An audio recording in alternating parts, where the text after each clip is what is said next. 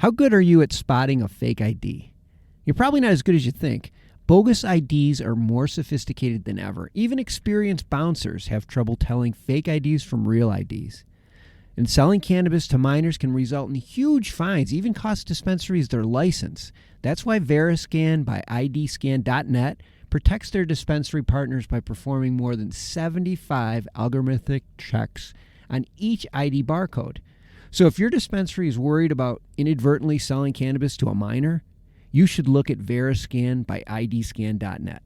They're offering listeners to this podcast free white glove setup. Just go to IDscan.net and join over 1,000 North American dispensaries and 9 out of 10 of the largest MSOs who are confidently bringing plant medicine to legal age consumers.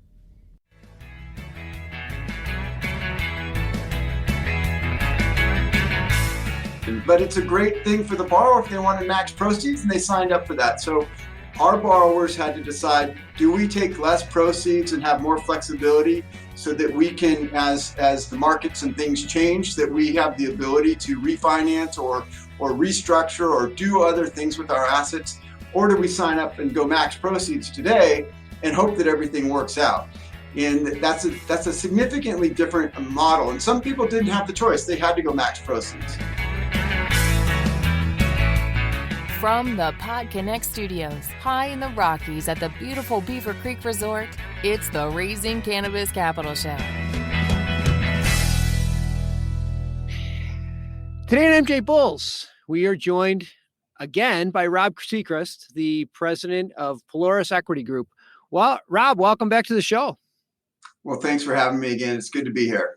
Well, it's been a little time since you were here last, and I thought maybe to kick things off, we'd give everyone who missed your interview that was a couple years ago, maybe if you could give us a quick Polaris Equity Fund elevator pitch. Sure. So Pelorus is a asset manager that focuses on cannabis-related investments, and primarily that's through our private credit fund that we lend to owners of commercial buildings with cannabis-related businesses in them. We were the first dedicated lender to the sector in 2016, the first to launch the Pelorus Fund in 2020, the first to have a private mortgage REIT in 2020, and the first to get investment grade rated, first to bring institutional investors. Today, we've done 73 transactions for $540 million with 38 payoffs. And we're the leading bridge lender, and we also have a fully stabilized lending product as well in the space. And we're happy to be here and talk about some of the misconceptions and deconflict a lot of the things that people generalize out there. Say $500 million is a pretty impressive number. For such a long time, with cash being so cheap, so many cannabis companies got kind of reckless, and they were using equity for things that are normally should be funded by debt. And I thought maybe if you could just take a minute to tell our listeners, traditionally, there are a lot of things that are, of course, funded with equity, but there are a lot of things that are traditionally funded with debt. What are some of those things that most companies that in the real world were funding with debt? Well, so I would go back a little bit further than that, is that there was no debt providers in the beginning. And so originally in this sector, you only had equity to work with. And so I think that it's easy to generalize in this sector, but a lot of times you're forced into boxes just because of compliance and or more reputational risk or moralistic risk reasons. And so most companies prior to us being here were having to do everything out of pure equity. And when we emerged into the space, we were able to provide an alternative so that you were not having to give up equity at the worst possible point when you're just getting started. And so that there's different types of debt providers out there. We only are secured by real estate. So that's our lane that we go down. There's people that are providing corporate notes to companies and things like that, or off of receivables. We're not in that business. Okay. That makes sense. And there are a lot of companies now, or more companies than ever, that are now providing debt. I know you were one of the early ones. What kind of sets you apart? Like, what are some of the criteria that you use to fund your projects that sets you apart from other debt lending companies within the space? Sure. So in the lane of secured by real estate, there's a couple of different lending models. And we think of it as kind of a political spectrum from as close as you can be to traditional real estate lending to BDC corporate debt model. And so we're as close as you can be to the traditional real estate model. We're securing the real estate. We're underwriting based on the cost basis of that property, the replacement cost. And we do not give any value to any other ancillary collateral, such as the license, which we do collateralize, but we don't give that any value on our lending basis. Mm-hmm. And we do not encumber the accounts receivable, and we don't give any enterprise value for the company.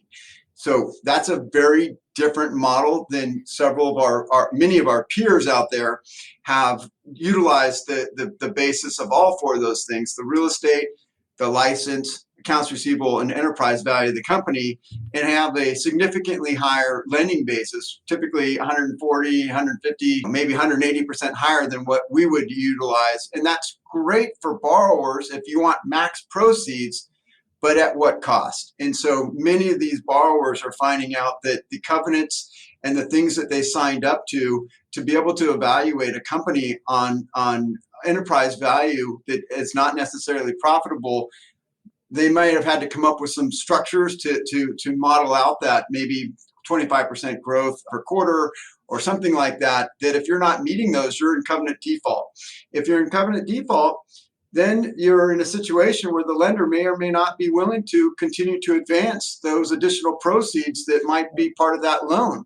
Or you might be you could be in other issues there. So that's a covenant default. It's not a payment default, but it's not a great situation. But it's a great thing for the borrower if they wanted max proceeds and they signed up for that. So our borrowers had to decide, do we take less proceeds and have more flexibility so that we can, as the markets and things change, that we have the ability to refinance or restructure or do other things with our assets?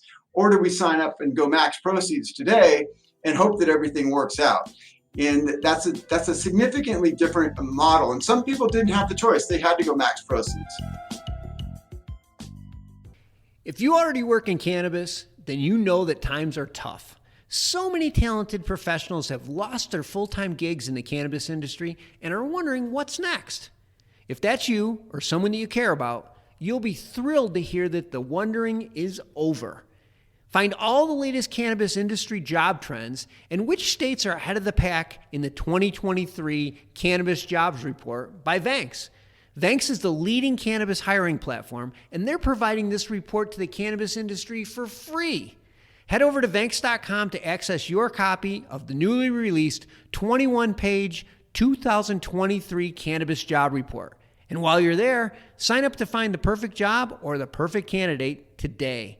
That's Vanx, VANGST.com. I would think that your approach would be a lot more efficient and timely, especially if people are under the gun as far as how quickly they needed their funding. It seems like if you could get the appraisal on the property, and that seems about all you need to do versus the other one where there seems like there'd be a lot more work involved. Yeah, we still underwrite to the same. We look at all those other things though as well. So even though we don't encumber it, we look for the most experienced operator, strongest sponsor, and a great property. But we also look at all the underlying pieces there as well. So it's not like we can just get a appraisal and crank out funding a transaction. This is such a specialized lending asset that we really have to understand who they are, what they're doing, how are they doing it? Are they outlier to what is our data metrics from the 2000 transactions that we've seen? Are they outlier to the positive or to the negative? And if they are, why? And we have to understand, we need to understand that deviation, no matter which way it goes, because we need to understand, are they underperforming because of lack of understanding or they're missing something? Or they just don't know their numbers yet and they're calculating their bases off of what other people is not the norm. Or to the other side, if they're outlying in the positive side, why are they outlying to the positive side? Are they not counting their numbers accurately? What is it? And so it takes our team a lot of analytics to figure that out. But the problem is that nobody has the same baseline of the formula to underwrite that as a standard process. I see. Yeah, I can and see every that. business and every transaction is different. And so it's really not that streamlined of a process to get that figured out. Once we've collected the data and built it into our database, we have those analytics for the entire country. We have every single cannabis operator mapped. We know who owns those licenses, what types of licenses they are, where they're located geographically, who owns the real estate, and we're tracking all of that, energy costs, price per pound, all of that stuff, and then even more granular than that, so we can see what's happening out there in real time. And so we have the most accurate data analytics to understand the sector, I think, than anybody in the country. Well, I think from an investor standpoint, that is probably very reassuring that you would take the extra effort and go beyond the appraisal to understand. And then it has institutional knowledge of the industry adds another comfort feeling. I'm sure that makes a big difference. Now, as far as investors go, where do you get your funding? Is there opportunities for people to invest within your organization? Sure. And I'm going to answer that question, but just on the follow-up to the last one, traditionally, when you lend on a pharmacy or a gas station or whatever it might be, you didn't need to be an expert in a gas station or a pharmacy. But in this sector, we had to become experts in that underlying business. Regarding our fund is primarily retail investors. We manage about $365 million. And I think we have about 1,100 investors. And that the easiest way to contact us is to go to our website or to email us at PolarisEquityGroup.com. You can email IR for investor relations at Pelorus, PELORUS, EquityGroup.com to request information. But basically, our fund is just structured as a secured private mortgage REIT. So you get the tax advantage of that mortgage REIT, and we make monthly distributions with a target yield of between 12 and 15% net IRR. We've done that every single year. We've been in full operations. And at this point, some of our investors are getting to about 83% of their capital has been returned to them in just distributions alone. Oh, my gosh. Well, in case anybody missed his information, I'm going to have all their information in the show notes. So if you wanted to learn more about either getting some financing or if you wanted to talk about possibly investing, just click the links in the show notes. I'm sure either Rob or somebody from his team will be happy to help you with that. And Rob, this is good. I mean, we need this for the industry to normalize our industry, and debt is just one. Yeah. Seems like most industries is just like a basic component. It's great that you're here. It's great that you're doing what you're doing. Keep it up. Thanks for being on the show today. Thanks a lot. Appreciate it.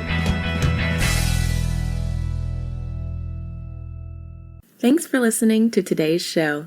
To check out more great cannabis podcasts, go to PodConx.com. Here's a preview of one of our other shows.